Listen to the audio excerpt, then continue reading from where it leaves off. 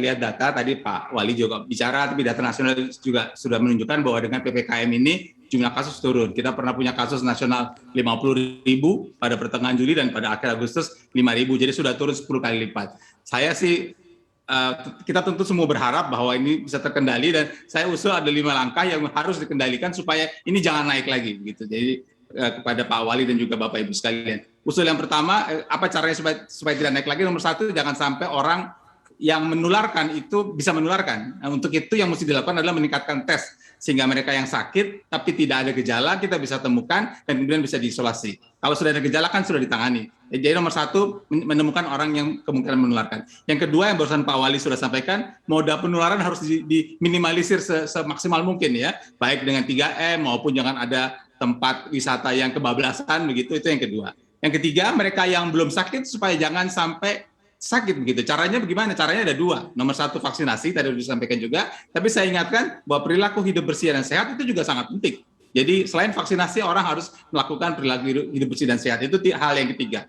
Hal yang keempat, kalau toh kita harus amati kenaikan kasus ini secara sangat, mudah-mudahan tidak naik lagi, tapi kalau toh naik, kita harus amati dengan sangat hati-hati begitu, dan juga kalau mau membuka sesuatu harus dibuka dengan sangat pelan. Itu yang keempat. Dan yang kelima, kalau terjadi kenaikan lagi memang harus cepat dilakukan pengetatan. Saya ambil contoh konkret saja, angka nasional kita pernah 2.500 begitu, kemudian naik sampai 27.000, baru dilakukan PPKM darurat dengan dampak yang luar biasa, cukup banyak korban begitu, sehingga mudah-mudahan tidak naik lagi sekali lagi. Tapi kalau naik, jangan ditunggu sampai naik 10 kali lipat baru diketatkan. Mungkin naik 2-3 kali atau maksimal 5 kali lipat, kita sudah harus ketatkan lagi. Mudah-mudahan sih tidak terjadi kenaikan lagi, tapi itu perlu diwanti-wanti dari sekarang. Chandra, seperti apa tanggapan Anda? Apakah memang cukup untuk langkah-langkah yang tadi sudah dilakukan oleh pemerintah Kota Bogor?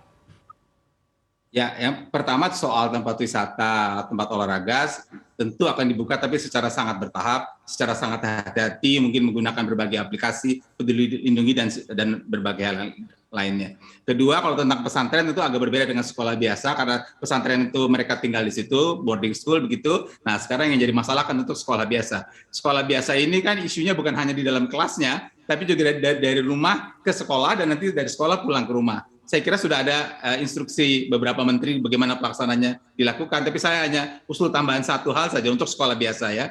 Persis seperti yang Pak Wali sampaikan sebenarnya. Jadi di sekolah biasa itu selain dilakukan secara sangat ketat protokol kesehatan, juga harus ada harus ada kontak yang jelas antara sekolah dengan puskesmas atau rumah sakit di sekitarnya, sehingga kalau ada salah satu warga sekolah, baik murid maupun guru maupun pendik yang ada gejala atau ada keluhan, langsung diperiksa untuk mengetahui positif atau tidak positif. Jangan berproses lagi begitu, langsung ada mekanisme, langsung dicek positif atau tidak positif. Kalau memang positif, seperti dari Pak Wali sampaikan, lakukan tindakan tracing, sekolahnya ditutup dulu beberapa hari, yang sakit diisolasi dan sebagainya. Tapi yang saya usulkan betul-betul adalah setiap sekolah tahu dia begitu ada orang mengeluh, saya ini agak flu nih, atau punggung saya sakitnya, kemana kepala sekolah bisa menelpon untuk mengantarkan orang itu atau petugas datang untuk melakukan pemeriksaan sehingga bisa dikendalikan secara sejak awal kalau ada kasus yang meningkat. Jangan lupa unduh aplikasi CNBC Indonesia di Google Play Store dan App Store untuk ikuti terus perkembangan terkini terkait berita ekonomi dan bisnis.